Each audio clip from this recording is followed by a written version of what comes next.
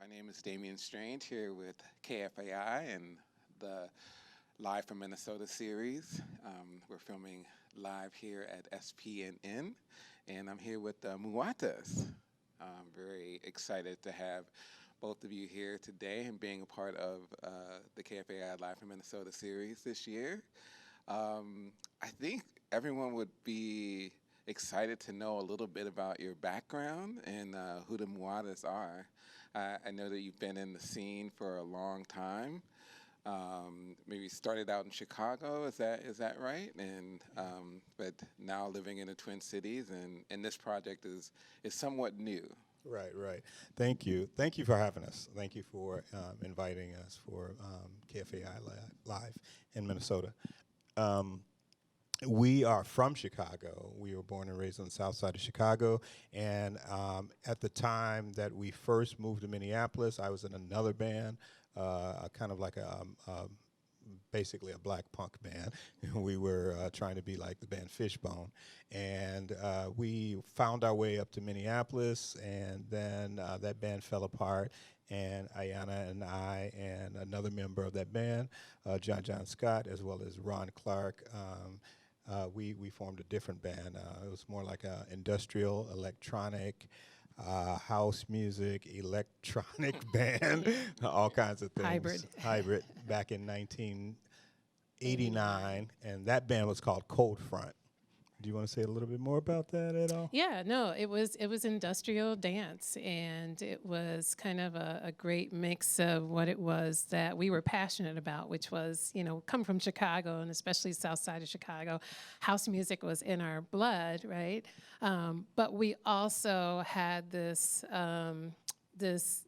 draw to alternative style sounds and progressive music that was out there, and punk and post-punk, that started to come out. And so we wanted to put our own spin to that dance music, and that's kind of how we came up with the Cold Front sound, just kind of a lot of the same rhythmic patterns that you'd have in house and dance, but also with a lot of the clanging, metallic, kind of industrial sounds. It made it just more hardcore.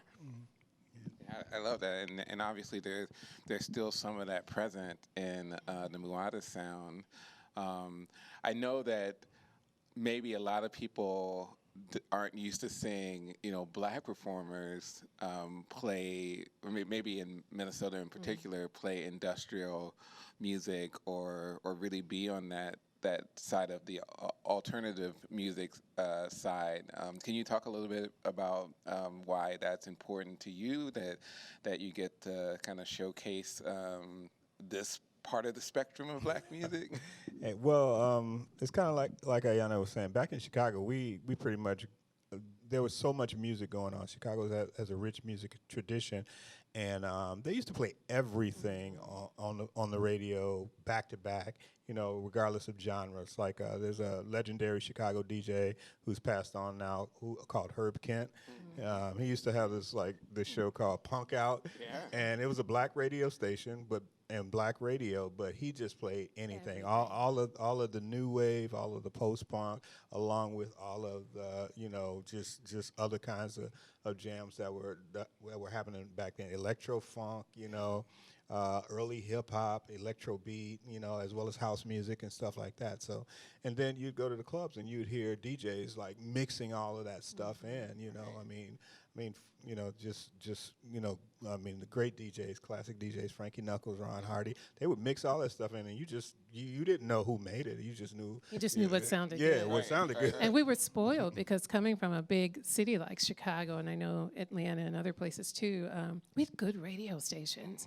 I mean, really good radio stations. And so then the music that would make it to the clubs and even the underground, we just had such a mix of jazz, blues, gospel, house, alternative, punk, post-punk, electronic. What am I missing? It was just everything. So it was hard to imbibe all that and not have that just sort of start to take shape in just about every way that we identify, not just musically, but as artists and just as human beings, how we move through the world. That's all a part of who we are. Yeah, and back then, it's, we were we were still typical Southside kids, but we partied all over the city. So you go to certain parts of the city, North Side or just things like that, and just discovering just different ways of being and just vibing with it. And we brought that same sensibility up here to Minnesota. One of the reasons we came to Minnesota because it just seemed like it was conducive to not boxing, particularly young black bands in a box. It was like, so we just felt like it was comfortable to be able to come up here, have venues to play, have audiences to receive us, and we were just being ourselves. Like we said, just two young black, post-punk kids from Chicago, and we just happened to grow up, during that particular time period. We put out one EP. It was received pretty well, charted on. And it was an LP, as an EP on vinyl. Yeah, vinyl, like records. Records, like a 12-inch record. Gotta be clear. Actual record. And I guess at that time, in early 1990, our biggest claim to fame was we actually opened for 9 Inch Nails at First Avenue. I mean, in our earlier iteration, my earlier band, we opened for Fishbone, and that was a big deal. I mean, that's still a big deal. We opened for Fishbone in Chicago and in Minneapolis, so that was a big deal. And then as Cold Front, we opened for 9 Inch Nails. I mean, and we had no idea. Meat Beat Manifesto. We give them a shout out. We had no idea that 9 Inch Nails or Fishbone would just blow up to be who they are. Right, you said that was before they actually just kind of took off. And yeah. But that's the kind of vibe that we were on, and we were fortunate enough to be able to do that. And then, we settled down, got domesticated, bought a home, and all that kind of stuff. Had to do the 9 to 5, raise some children. Right. Yeah. But still rockers. Yeah. Still rockers.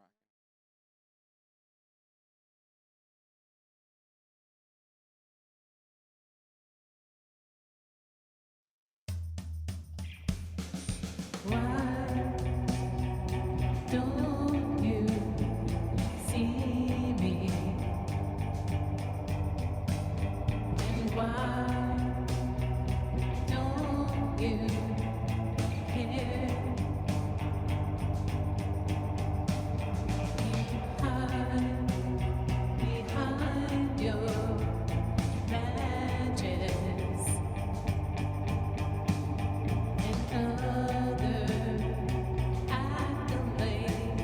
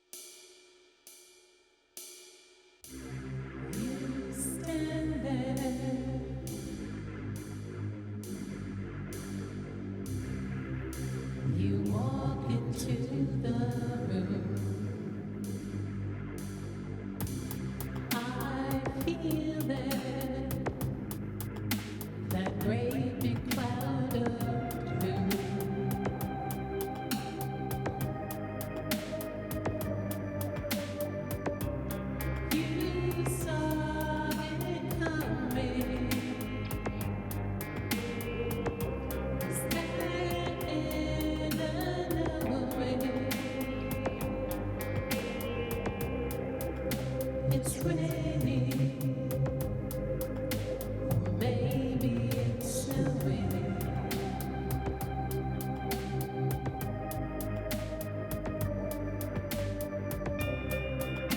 It doesn't much matter. Nothing much matters. Why don't our black lives matter? When will our black lives matter? I feel the earth might shatter, and the moon falling out the sky. Will someone give me answers? Can someone please tell me why? Did you see it?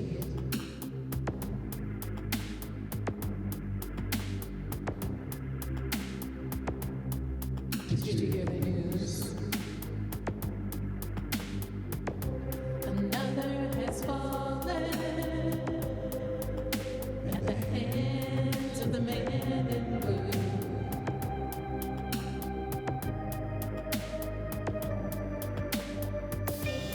More blood must splatter, and even the gatherer. Why don't our black lives matter? When will our black lives matter? I feel the earth might shatter.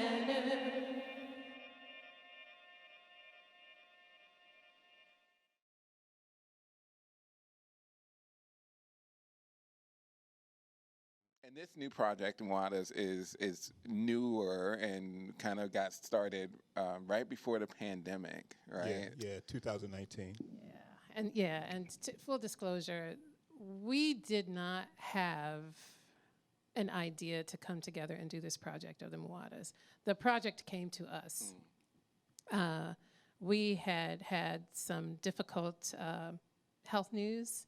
I won't put that all out in the public. And it was just a defining moment in our lives. And we needed a way to process that news, that grief, that new reality for us and for our family. And so that was the beginning of our own personal pandemic. And so 2019, as we were processing the horror of that news and just how we were going to move through that, songs started coming, melodies started coming. I would find myself in the kitchen humming, and then we'd be writing and then crying and then writing and then humming, and then pick up your guitar and, oh my God, here's a song coming. And it's almost like you can't catch it. And after we did that about 4 times, and we just thought we were just moving through grief, moving through trauma, moving through our new reality, that's when a few months into it, we said, I think we have a project. Let's focus on putting this body of work together in a project. We're going to call that the Upside Down Project, which was, what was kind of describing our new reality. Definitely. Oh my God, our life is now like this, And so I think, to be honest with you, we were thinking that the Upside Down Project was the project. Like, that would be the Muatas project. And then it would just be done. It would be a thing that we did and we released. But we found in time that the songs just kept coming. The songs they kept coming. We released that project. People were enjoying it. We were hearing good feedback from it. And more songs were coming. So we just thought, let's just keep going with this. Let's take it as far as it needs to go. We will know when it's time, when it's done. So here we are 3 albums later, and on the cusp of a 4th project. Yeah. And specifically, the way that Battle Weary, since you asked about that, the way the Battle Weary came about is we were just writing songs during that particular period, and then 2020 happened. And we live in South Minneapolis, and 2020 happened right there in our neighborhood, Right. on our block, Literally. literally We're on right our off block. Lake Well, like Street, we're right so. there.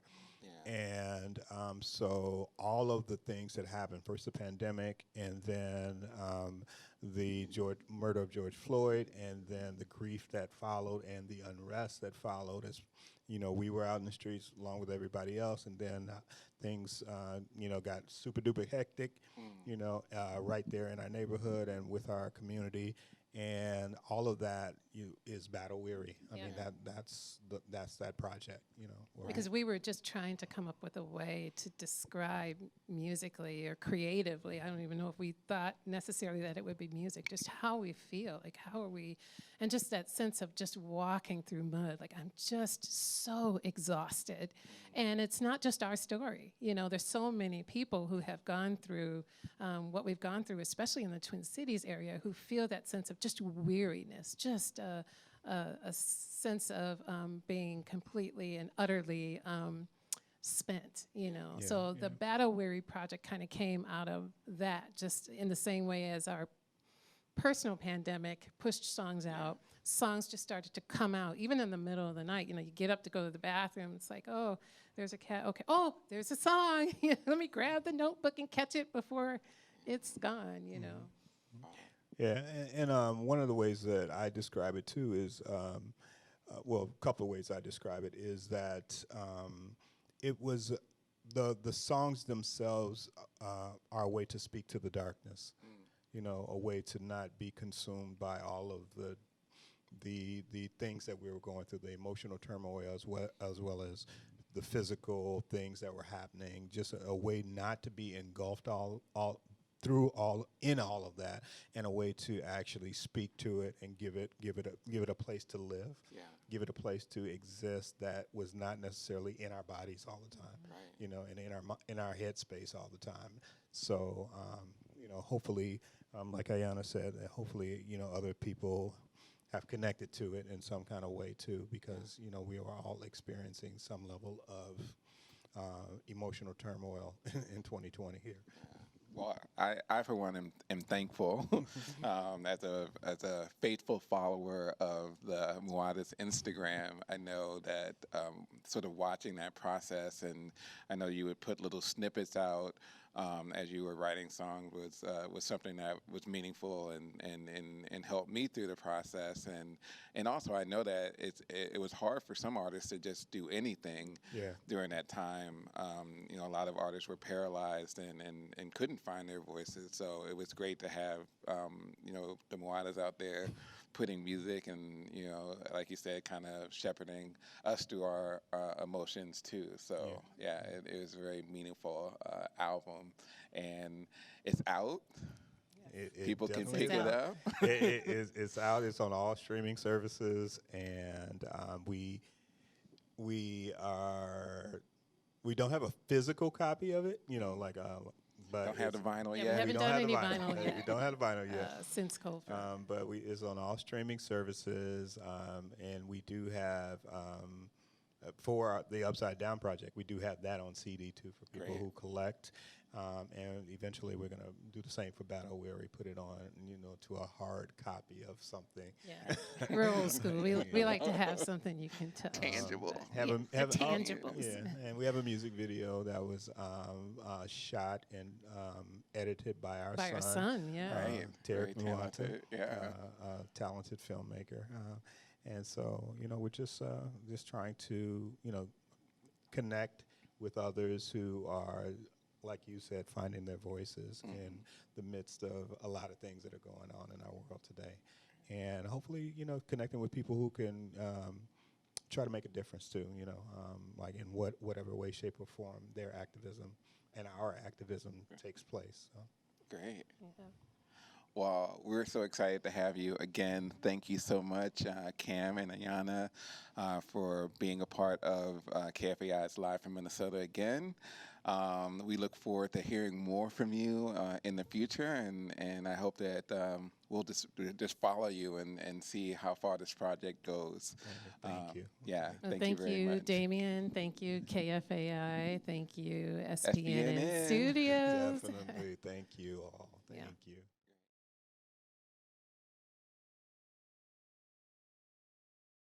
We are the The Muatas. Muatas. I am Ayana Muata, I am Kim Muata. and we are going to perform for you a song called Battle Weary. It is a title track and single release from our album released this year in 2022 with the same title, Battle Weary.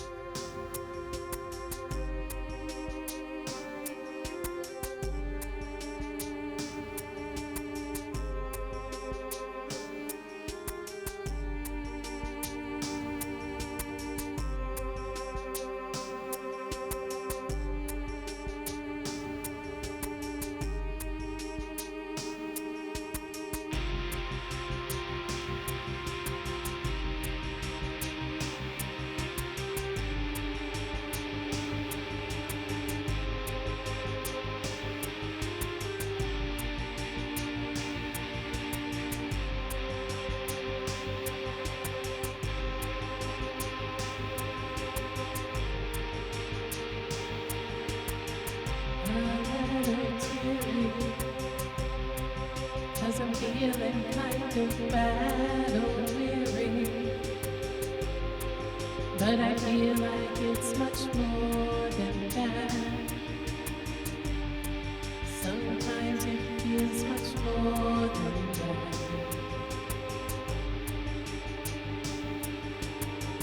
I'm kind of tired from seeing all my heart's desires just coming to a crashing halt, and it's really no one's fault. Sometimes the struggle, it gets to be too much for me. It gets to be too hard to see. I want to be free, if only.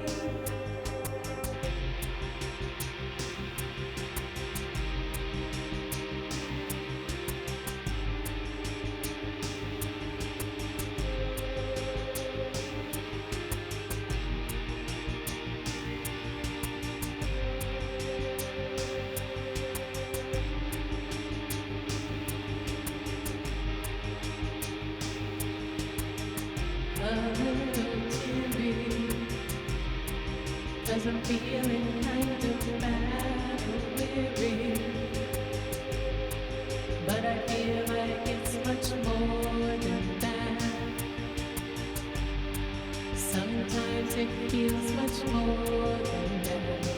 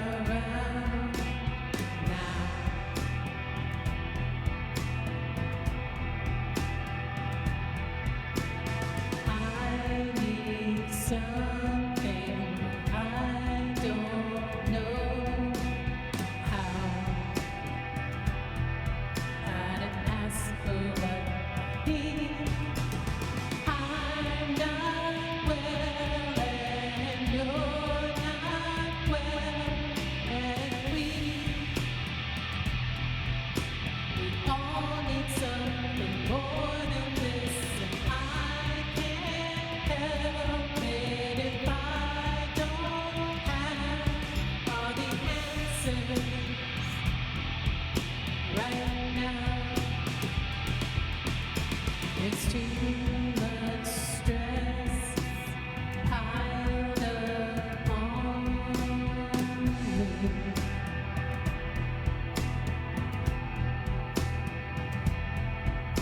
It's hard to know what it all means, and I'm tired and cold.